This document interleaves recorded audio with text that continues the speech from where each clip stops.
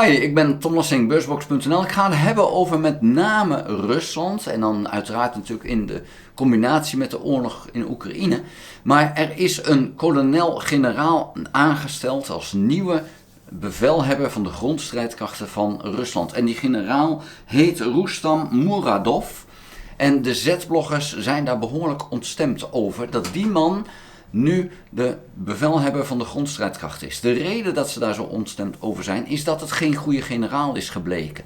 Hij heeft soldaten laten aanvallen op een moment dat er geen artillerieondersteuning was, of op een moment dat eigenlijk het strijdtoneel niet eerst was voorbereid. Bijvoorbeeld de mijnen van de Oekraïners waren niet weggehaald, maar dan liet hij er al voertuigen over rijden. Dat heeft ongelooflijk veel materieel en soldaten het leven gekost.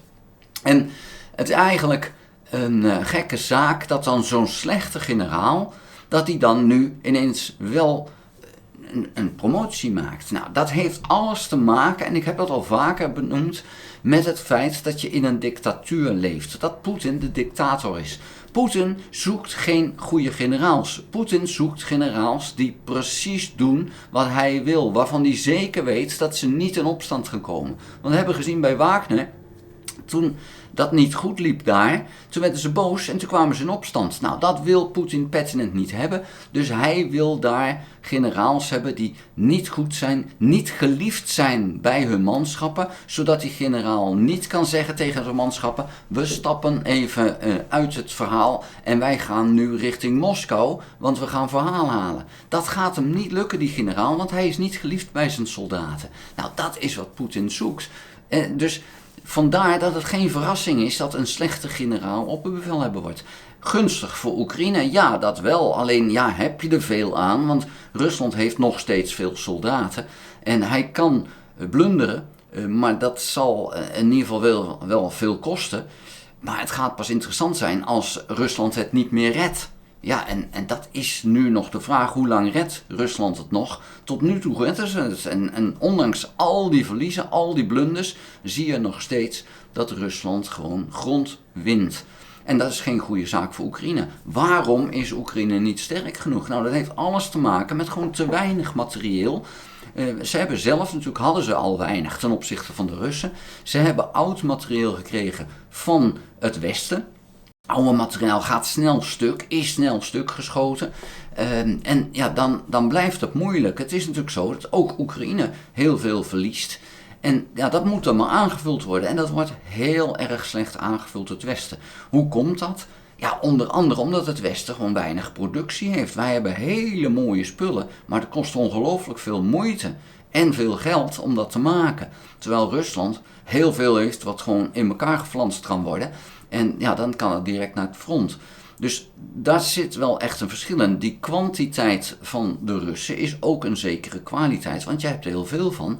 Eigenlijk wat Amerikanen in de Tweede Wereldoorlog deden. Die hadden de Sherman tank, dat was geen goede tank, maar ze konden er wel heel veel van fabriceren. En betekende dus dat die Tiger tanks van de Duitsers, die veel beter waren, dat die toch verloren ten opzichte van de Shermans, want er stonden 10 Shermans tegenover 1 Tiger of Tiger. Ja, uiteindelijk verloren die Duitsers die oorlog, ondanks het betere materieel. Dus dat zie je nu, dat Oekraïne in feite nu goed, beter materieel krijgt, maar heel weinig. En dat maakt het zo moeilijk. Nou heeft Amerika gezegd tegen Oekraïne: je moet je dienstplicht verlagen van 25 jaar naar 18 jaar. Ja, dan heeft Zelensky teruggezegd: ja, dat kan ik wel doen, maar ik heb geen tekort aan soldaten. Ik heb tekort aan materieel. Ik kan toch niet soldaten oproepen en zeggen: ja, je moet maar een paar stokken gaan aanvallen. Dat doen die Russen. We hebben materieel nodig. Ja, en Biden heeft veel te laat materieel toegezegd. En ja, komt nu niet uit. Hij heeft 4 jaar de tijd gehad in zijn periode. Eigenlijk maar 3 jaar, want die oorlog is plus 3 jaar. Maar er is heel veel tijd geweest. Nu is er nog een aantal miljard aan dollars te gaan om materieel te sturen. En er is geen tijd meer. Ja, dat komt dus omdat Biden gewoon veel te traag is geweest met het laten sturen van spullen. En natuurlijk, de Amerikanen willen ook hun eigen materieel hoeveelheid niet verminderen. Dus het moet komen of uit nieuw spul of uit wat opgeslagen was. Maar Amerika is gewoon veel te laat begonnen met kijken van hoe gaan we dat doen? En dat is jammer. Maar dan moeten we niet alleen kijken naar Amerika, want ook Europa heeft veel te laat dingen opgepakt. En het gaat nu wel beter, hè? Er is nu meer productie, maar het gaat allemaal maar mondjesmaat en heel langzaam. Het enige waar het heel snel gaat is in de droneproductie, dat is heel goed. Maar met alleen drones win je de oorlog niet. Ja, dus je hebt ook echt wel ander materieel nodig. Waaronder raketten, maar waaronder ook gevechtsvoertuigen. De Bradleys zijn gewoon hartstikke mooie voertuigen. Uiteindelijk win je die oorlog pas als je een infanterist hebt die daar ergens iets gaat bezetten. Ja, want zonder dat ga je natuurlijk niks winnen. Je hebt uiteindelijk toch die soldaat op de grond nodig in het verhaal. En die soldaat op de grond heeft materieel nodig om ergens te kunnen komen. En dat materieel is er dus niet voor Oekraïne en niet in voldoende mate. Oekraïne heeft dus wel genoeg soldaten, nog steeds, maar niet genoeg materieel om die als eenheid in te kunnen zetten. Want dat is dus even het punt. Oekraïne werkt met eenheden. En zo'n eenheid die valt uit elkaar als er te veel verliezen zijn. Dan moet je hem eigenlijk terughalen en dan moet je een nieuwe eenheid volledig bepakt en bezakt, neerzetten en die daar de verdediging laten doen. Diegenen die daar weggehaald worden, die geen eenheid meer zijn omdat ze te veel verloren hebben, moeten worden aangevuld, opgeleid, totdat ze weer een eenheid zijn en dan zet je ze weer in.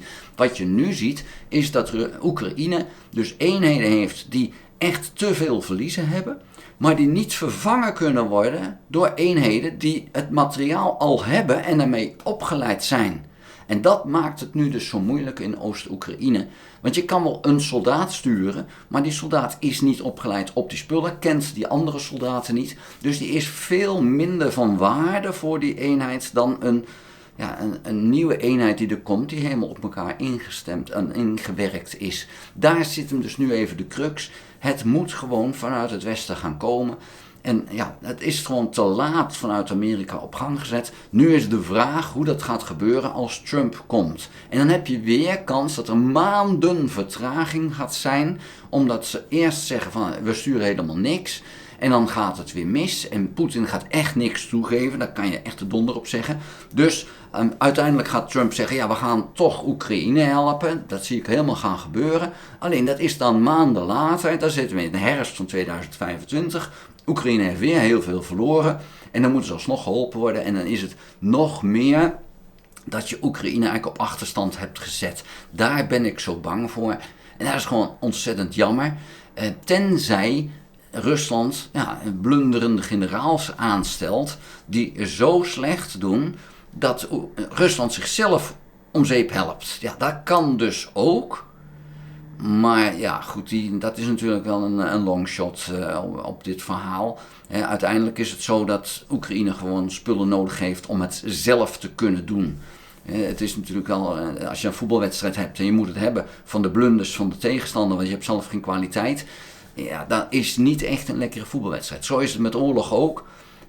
Oekraïne moet er niet op hopen dat de Russen in elkaar storten en dat ze dan door kunnen handelen. Ja, dat is ook een manier om een oorlog uiteindelijk misschien wel te winnen, maar die kans dat dat zo lukt is natuurlijk veel kleiner als dat je zelf ervoor zorgt dat je tegenstander in elkaar stort, zodat je met gevechtshandelingen kan winnen. Maar misschien stort die Russische economie wel zodanig in elkaar dat het allemaal zo gaat gebeuren. Het gaat slecht in Rusland. Daar moet ik eigenlijk een aparte video over maken. Want het gaat nu wel echt heel hard. De roebel valt. Voedsel wordt heel duur. Dus het gaat nu wel heel slecht in Rusland. En heel veel harder slecht. Daar ga ik apart iets over zeggen. Vond je deze video interessant?